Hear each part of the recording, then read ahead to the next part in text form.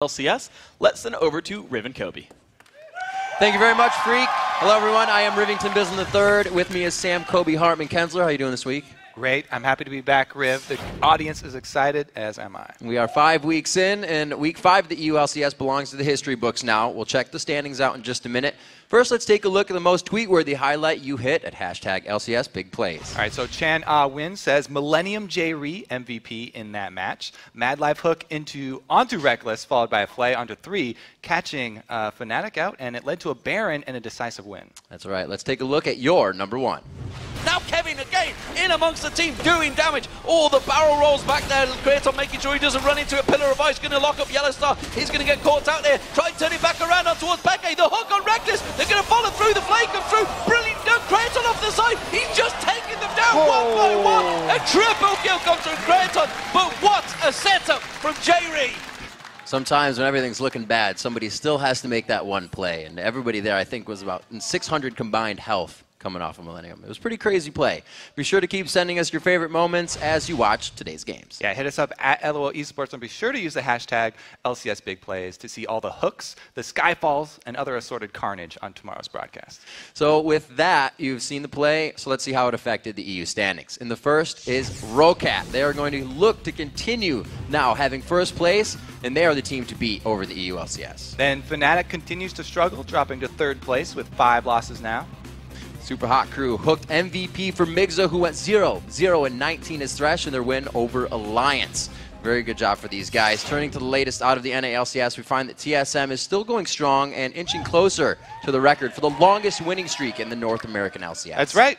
They're at 9 wins now. I mean, currently the record is held by Cloud9, who won 13 in the 2013 Summer Split, so they've got a ways to go. Absolutely. While TSM's building their streak, we saw Dignitas's heavy 3-game schedule end with 2 losses, breaking their 6-game run. Yeah, what can we say? They made a lot of mistakes, and they kind of fell back into some bad habits against XDG.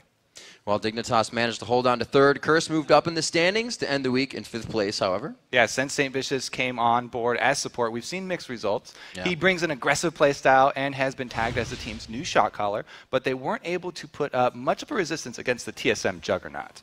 We'll see how his style of play fares against a veteran support like Crepo when they face off in our 2nd game. That's right. Now let's take a look at the North American League standings. In 1st place with a 9-game run, we have Team Solo Mid. In 2nd place, it's Week 4 MVP Meteos and Cloud9. Then Team Dignitas sits in 3rd, but they lost 2 of their last 3 games, so they're kind of on a downward trend. Looking to get back on the up. In 4th, we have a surging Link and Counterlogic Gaming who finally have their roster in place, and Curse has climbed to 5th with 4 wins. In 6th place, it's a tie between Evil Geniuses and XDG. Then in 8th place, we have Coast looking to snap a 6-game losing streak.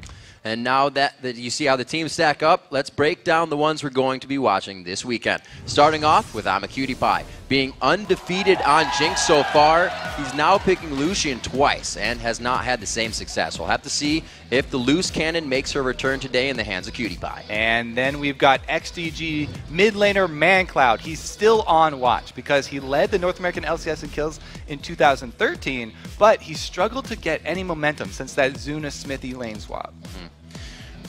Also, we're going to be continuing to look on to Dexter, another player that is coming to the light. We've been waiting for him to come over. CLG did get a win out of that with their debut in him in the LCS, but we're still looking for him to do some big things. It was not the strongest performance, and we'll have to see how he does against Meteos today in their 1st game. And then in the top lane for TSM, we've got Dyrus. He had a couple of monster games, and he leads the NA LCS in KDA with a 12.0 KDA, and he's ended the week without a single death. And then we'll be watching to see how legendary Xiao fares against Prowley in Sunday's North American Challenger Series final. LMQ is currently undefeated in their 6 games, while Prowley has only died once in 4 games. For more on the NA Challenger Series, head over to lolesports.com and check out our closer look at Sunday's finals. While you're there, let us know who you think will win today's games.